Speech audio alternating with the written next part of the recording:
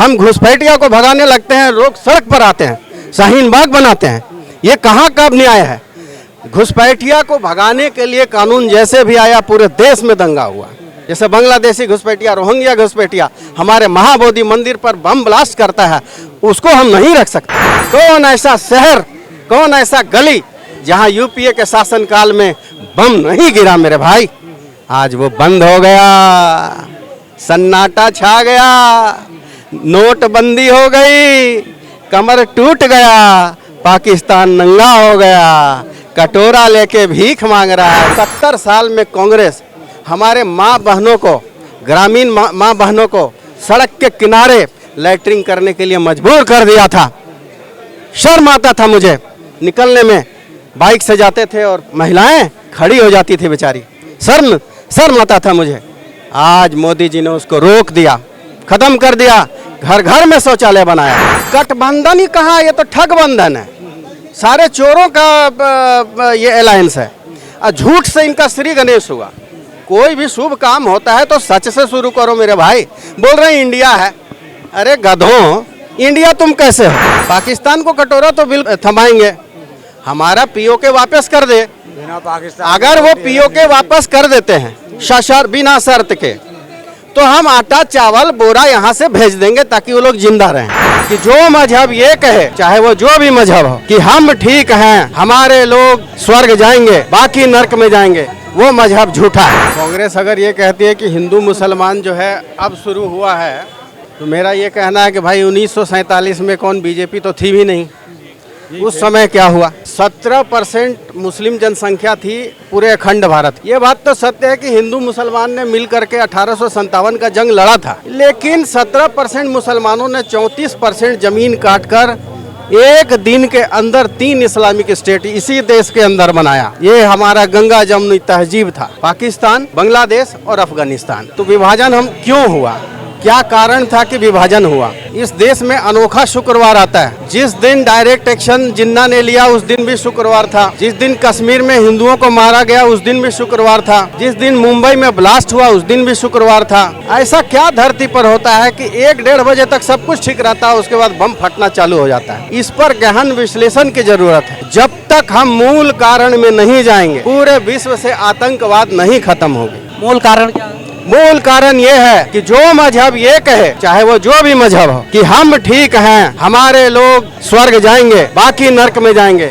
वो मजहब झूठा है। सभी लोग एक हैं, सभी मजहब एक है, सभी के अच्छे कर्म करने वाले स्वर्ग जाएंगे और सभी के बुरे कर्म इंडिया सेकुलरिज्म को जो है देखता है, यहाँ पर सबके लिए समान अधिकार है, सबके लिए समान व्यवस्थाएं हैं, हिंदू मुस्लिम सिख ईसाई सब रहते हैं यहाँ पर। समान व्यवस्थाएं तो हमारे साथ एक दुर्घटना हुआ है। ये देश सभी मजहब का है, पर उस मजहब का जिसने जिन्ना को वोट यूपी में दिया, बिहार में दिया, एमपी में दिया, गुजरात में दिया, महाराष्ट्र मद्रास में दिया, सारे पेटी से मुस्लिम लीग को निकाला और जिताया और उसके बाद विभाजन भी करवा लिया और यहाँ भी बैठे रह गए। उस मजहब के अलावा सब हमारे हैं, लेकिन उस मजहब पर रडार रखना शुरू से अंत तक जरूरी है कि उन्होंने विभाजन किया था, कहीं आगे भी ना करे, इसलिए उस पर रडार पर रखना बिल्कुल जरूरी। अच्छा, तो इस गड़बड़ी को ठीक करने के लिए क्या करना चाहिए आपके हिसाब से? इस गड़बड़ी का ठीक करने के लिए तो योगी जी आ ही गए हैं। गड़बड़ी ठीक करने मोदी जी से नहीं हो पा रहा है। हाँ, 29 में तो योगी जी आ जाएंगे,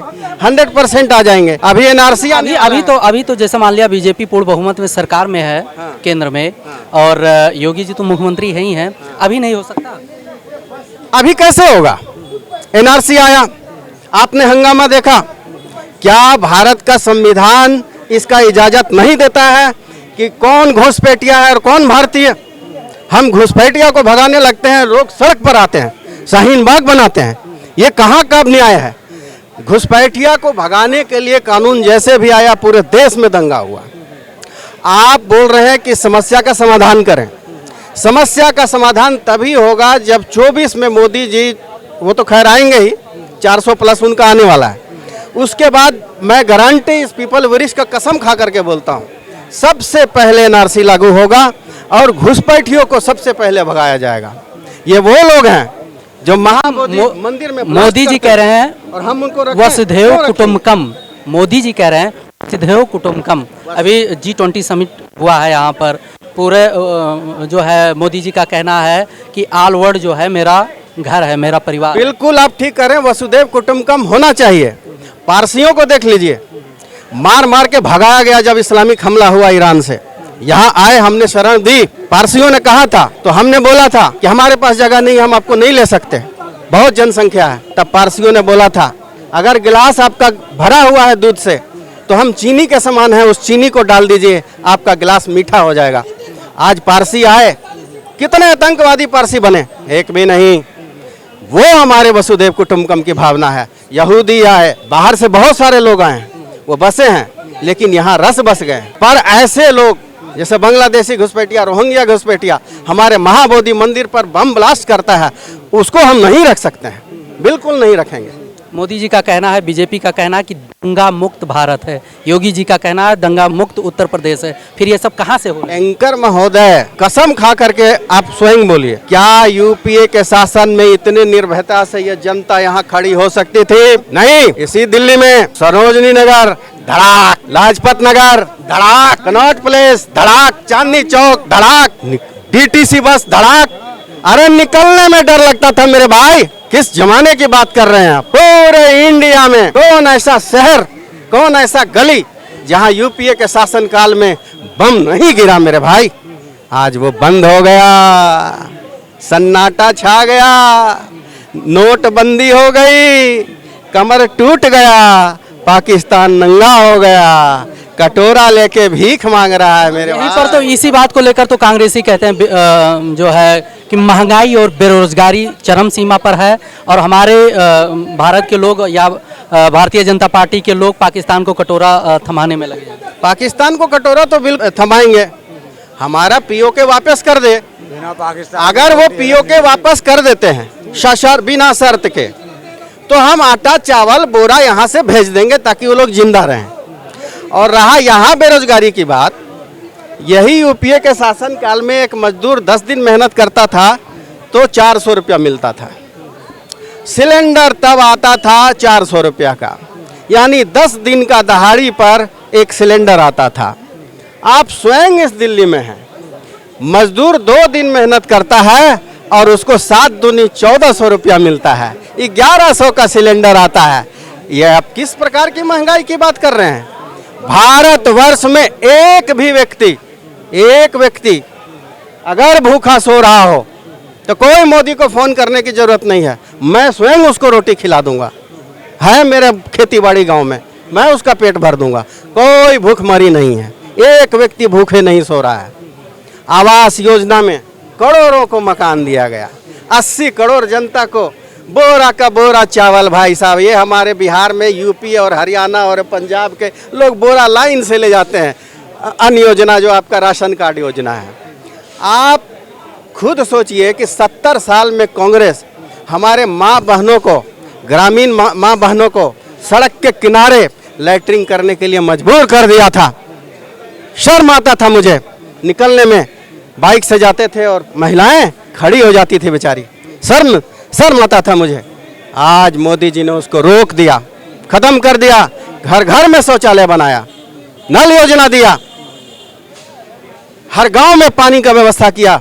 जिस गांव में बिजली नहीं था 70 साल में, मैं आपको उदाहरण बताऊंगा, ऐसे ऐसे गांव, आप इंटरव्यू लीजिए वहां जाकर, 70 साल में खंबे थे, तार गायब थे, लेकिन आज खंबा भी है, तार भी है और 24 घंटा में कम से कम 20 घंटा लाइन है। तो आप डेवलपमेंट तो, और यहाँ तो हो रहा है, आसमान में भी हम पहुंच रहे हैं, चंद्रयान, सूरज पे भी पहुंच रहा है आदित्य हमारा। तो धरती से आसमान तक जो डेवलपमेंट दिख रहा है, और कोई आंख पट्टी धृतराष्ट्र की तरह बांध लेकिन नहीं, कुछ नहीं हो रहा है, कोई कुछ नहीं हो रहा है, तो उसका कोई इलाज नहीं। गठबंधन ही कहा, ये तो ठग बंधन है, सारे चोरों का ये अलायंस है। झूठ से इनका श्री गणेश हुआ। कोई भी शुभ काम होता है तो सच से शुरू करो मेरे भाई।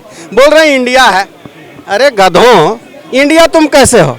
आई से तुम्हारा कुछ और है, एन से कुछ और है, डी से कुछ और है, और झूठ बोलते हो कि तुम इंडिया हो, और ये बोल रहे हैं कि 23 में इंडिया पैदा हुआ। अरे इंडिया तो सदियों से था, है और रहेगा, लेकिन तुमने ये जो झूठ बोला कि 23 में हमारा एक नकली इंडिया पैदा किया, 24 में उसका दाह संस्कार निश्चित हो जाएगा।